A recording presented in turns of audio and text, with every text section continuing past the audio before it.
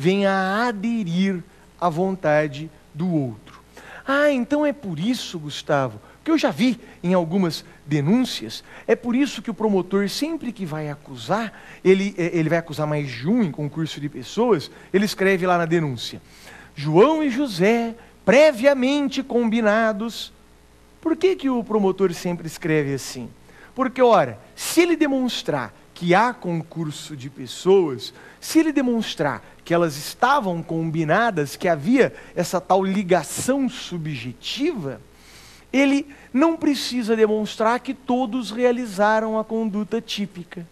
Não precisa. Por quê? Basta demonstrar que um praticou e os outros responderão pelo mesmo crime, em razão da adoção, como regra no Brasil, já dissemos, da teoria monista. Ah, então é por isso, e peço que os senhores grifem essa ideia do liame subjetivo, armazenem na cabeça. Muito importante. Terceiro requisito é a relevância causal do comportamento. Repito, é a relevância causal do comportamento. Como assim relevância causal? É necessário que o comportamento do colaborador tenha sido minimamente, ao menos minimamente, importante para a realização do crime. É necessário que o comportamento seja minimamente importante para a realização do crime. Ora, se o comportamento for absolutamente irrelevante, se o comportamento em nada altera, não é, a realização do crime, não há que se ter relevância penal. Imagine que Mariazinha não gosta de seu vizinho e ela percebe quando um terceiro vem até na casa do vizinho e começa a espancar o vizinho. E ela fica lá de longe torcendo. É isso aí, não é? Baixinho, com ela só. Bate mesmo, ele merece, não é? Olha, ela está aderindo à vontade do sujeito que está espancando, do agressor. Mas ela está colaborando de alguma forma? Não é? Com a torcida dela, energia positiva. Não está colaborando. Então, se não há nenhuma relevância causal do comportamento, se o comportamento em nada interfere na realização do crime, esse comportamento é irrelevante, não há concurso de pessoas. Bom, então já vimos 3 requisitos: pluralidade de pessoas, liame subjetivo e relevância do comportamento. O 4º requisito, confesso que não entendo como um requisito, mas toda a doutrina assim trata, é a unidade de crime. Ou seja, várias pessoas com liame subjetivo, com comportamentos relevantes, e há a prática de um crime, unidade de crime. Me parece que isso é mais uma consequência da adoção da teoria monista do que necessariamente um requisito. Mas toda a doutrina coloca assim. Então vamos guardar: pluralidade de pessoas, liame subjetivo, relevância do comportamento e unidade de crime. Ok? Bom, mais ainda, a colaboração, a forma de colaborar, costuma ser dividida pela doutrina brasileira em coautoria e participação. Coautoria e participação. Quem é o chamado coautor? A ideia de coautoria é que o coautor, ele tem uma importância maior. E se ele tem uma importância maior, é claro que ele deve receber ao final uma censura, uma pena também maior. A teoria ainda consagrada, ainda majoritária no Brasil, para se discernir quem é o coautor e quem não é coautor, quem é um mero partícipe, ainda é a chamada teoria do verbo nuclear, ou teoria objetivo formal. Repito, teoria do verbo nuclear ou teoria objetivo formal. O que diz essa teoria?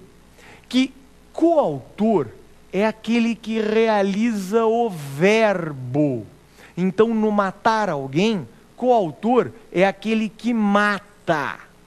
No furto, coautor é aquele que subtrai.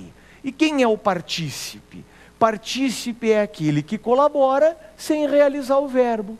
É aquele que segura para o outro matar. É aquele que vigia enquanto o outro subtrai. Então, essa é a teoria consagrada, a teoria objetivo formal. E como ela é? Ela favorece, ela dá privilégios à defesa, ela costuma ser a preferencialmente adotada no seu exame de ordem. Tem outra teoria? Tem. Tem uma outra teoria que está aparecendo, está começando a brilhar, não é? Está começando a ser adotada e já pode sim ser questionada no seu exame de ordem, até o examinador mostrando que está aí antenado, não é? Nas novas tendências. Qual é a nova teoria? A nova teoria não é tão nova também, é mais no Brasil, né? No resto do mundo tem aí seus 30, 40 anos. É a chamada teoria do domínio do fato. Para essa teoria, a diferença entre coautor e partícipe, numa breve síntese, é que o coautor, ele domina o fato. Ele é o dono dos motivos do crime e da realização do crime. Quem consegue resolver se o crime acontece e por que o crime acontece, é chamado coautor. E aquele que colabora sem ter esse domínio, aquele que tem uma colaboração mais lateral, mais subsidiária, só dá carona, só fica lá fora dando uma ajuda, só dá uma ideia de como melhor praticar o crime, não é? Uma ajuda lateral, uma ajuda menor, menos relevante, esse seria então o partícipe. É óbvio que a teoria objetivo formal, aquela primeira que tratei como consagrada, ela é muito mais segura, né? É muito mais fácil saber quem é o coautor e quem é o partícipe. Essa segunda teoria, essa teoria do domínio do fato, ela é meio imprecisa, essa é a crítica que se faz, por isso que ela ainda não foi adotada de forma unânime, porque ela é meio imprecisa, você tem que ficar lá pesquisando quem é o dono do domínio do fato, quem é que resolve se o crime acontece, porque o crime acontece, e aquele que tem uma colaboração só lateral. A boa notícia é que você não precisa fazer essa distinção na prática, no seu exame de ordem. No exame, a pergunta é teórica, então basta responder que é coautor aquele que domina a realização do crime e seus motivos, e partícipe aquele que colabora sem ter tal domínio. Para o exame de ordem, tal informação suficiente. Tranquilo? Bom, lembre-se ainda que o artigo 29, parágrafo 1º do Código Penal, traz que a participação de menor importância resulta em uma diminuição de pena.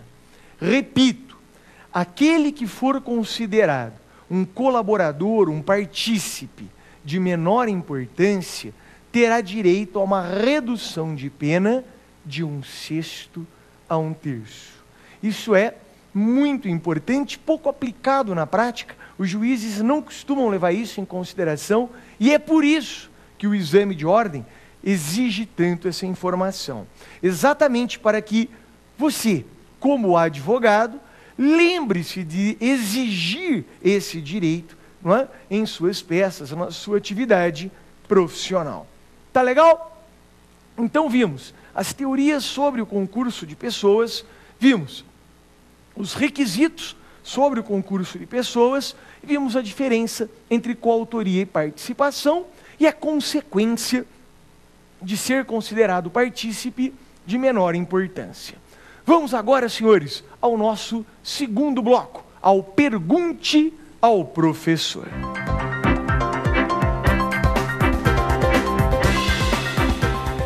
Olá, senhores, vamos ao nosso segundo bloco, Pergunte ao Professor, onde iremos responder perguntas de colegas de todo o Brasil.